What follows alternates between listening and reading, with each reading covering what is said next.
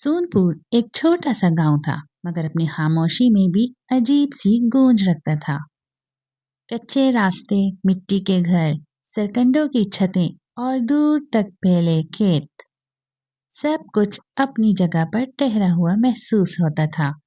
यहाँ दिन ज्यादातर सुकून से गुजरते थे, लेकिन कभी कभार कोई ऐसी बात हो जाती थी जो पूरे गांव में हलचल मचा देती थी। आज की सुबह भी कुछ मुख्तलिफ थी। गांव की पुरानी चाय की दुकान पर हस्बे मामूल चंद लोग जमा थे। कसम दादी, भोला राम और हरिया लकड़ी की बेंच पर बैठे चाय की चुस्कियां ले रहे थे। बातों का मौजू वही पुराना था, गांव, लोग और नई खबरें।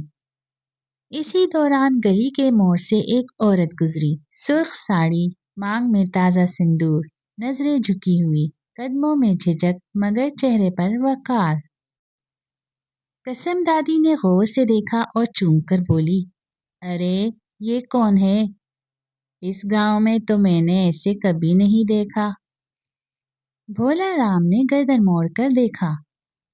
लगती तो नई नवेली दुल्हन है। हरिया ने मुस्कुरा कर कहा, दादी आप नहीं पहचानी, ये मोहन की बीवी है। मोहन, वही जो बस स्टैंड के पास करियाने की दुकान चलाता है, कल ही शहर से शादी करके लाया है। कसम दादी ने नाक सकोड़ ली। हाय राम, शहर की लड़की, अब ये गांव में क्या करेगी? ना खेत संभाल पाएगी, ना घर। शहर की बहुएं बस सजने संवरने के काम की होती हैं। भोला राम ने भी तायीद की। सच कह रही हो दादी, गांव की जिंदगी उनके बस की नहीं होती। हरिया ने धीरे से कहा, देखते हैं, वक्त ही बताएगा। उसी वक्त मोहन के घर में फिजा कुछ और थी। मोहन की माँ शारदा देवी सहन में बैठी थी। चेहरे पर फिक्र की लकीरें साफ दिखाई दे रही थी। इन्होंने मोहन से कहा, देख बेटा, तू शहर से लड़की ब्याह लाया, ठीक है, मगर अब देखना होगा कि वो इस घर को संभाल भी पाएगी या नहीं। साड़ी पहन लेने से कोई बहू नहीं बन जाती। मोहन ने नरमी से जवाब दिया, माँ, वो अब हमारे घर की बहू है। अगर उसे कुछ नहीं आता तो आप सिखा देना। मुझे तो लगता है वो बस किताबें जानती होगी, काम नहीं। मोहन मुस्कुरा दिया, आप बस थोड़ा वक्त दीजिए, सब ठीक हो जाएगा। दरवाजे के पास खड़ी वो नई बहू आशा ये सब सुन रही थी। उसने आगे बढ़कर अदब से कहा, माँ जी, आप फिक्र ना करें, मैं पूरी कोशिश करूंगी। शारदा देवी ने कुछ ना कहा, मगर दिल में सोचा, शहर की लड़की है, देखते हैं क्या करती है। अगली सुबह शारदा देवी ने आशा को आवाज दी, आज खाना तुम बनाओगी? आशा ने सर झुकाकर कहा, जी माँ जी। सिर्फ कहने से नहीं, करके दिखाना पड़ता है, शारदा देवी से बोली। आशा बावर्ची खाने में गई। दिल में हल्की सी घबराहट थी, मगर हौसला मजबूत था। शहर में वो रोज खाना नहीं बनाती थी, मगर माँ से बहुत कुछ सीखा था।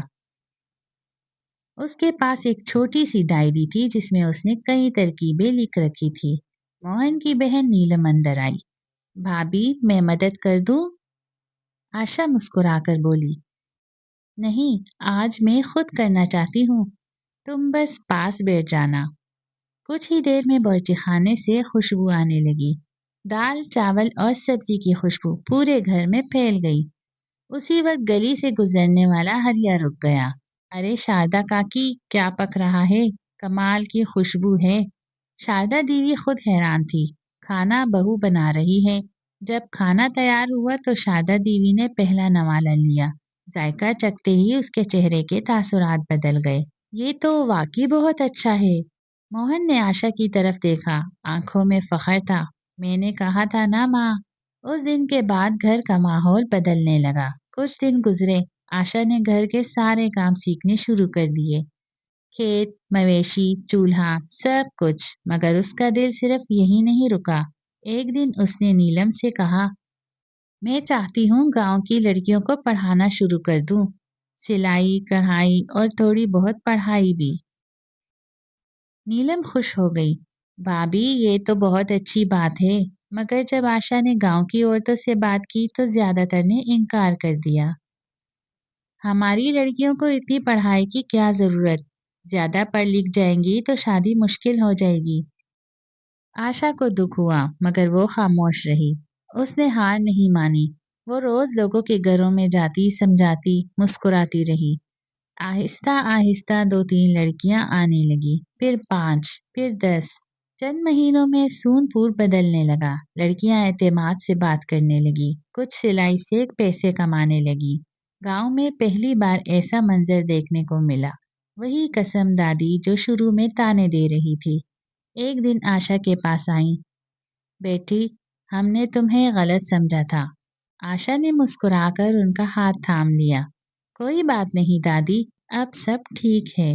1 साल बाद सूरपुर वही गांव नहीं रहा था। जहां कभी बातें और शकूक थे, वहां अब एहतराम था।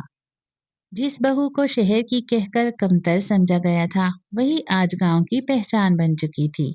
एक दिन शारदा देवी ने सबके सामने कहा, मैंने सोचा था शहर की लड़की कुछ नहीं कर पाएगी, मगर ये तो हमारे गांव की शान बन गई।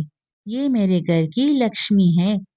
मोहन की आंखों में फख्र था और आशा के चेहरे पर वही खामोश मुस्कुराहट जो शुरू में थी। कभी कभी एक इंसान का सब्र और नियत पूरे गांव की सोच बदल देती है।